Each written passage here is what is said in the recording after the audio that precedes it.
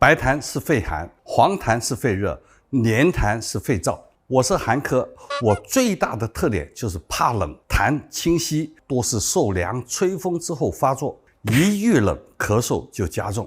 我是热科，我最大的特点就是怕热，痰黄稠，多是上火受热之后出现，吃辛辣热性食物会让咳嗽加重。我是燥科，我最大的特点是干咳，少痰或者无痰，多在秋冬干燥季节或者长期待在空调房、暖气房里面出现，吸入干燥的空气会让咳嗽加重。我通常咳嗽的声音偏轻，咳白色稀痰或者泡沫痰，流清水一样的鼻涕，喉咙不疼，但是总觉得发紧，偶尔会有怕冷无汗的情况。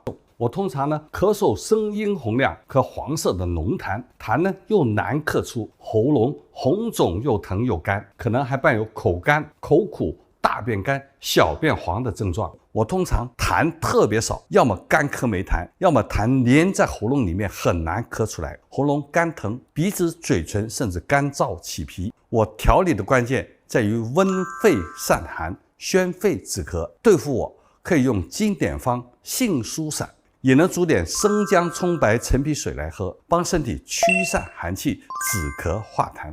我调理的关键在清热润肺、化痰止咳。对付我，你就记好桑菊饮，也能用点银花、菊花、枇杷叶泡水喝，帮身体清肺热、化痰止咳。我调理的关键在于滋阴润燥、生津止渴。对付我，可以用川贝枇杷露，也能煮点雪梨、银耳、百合水来喝，帮助滋阴润肺止咳。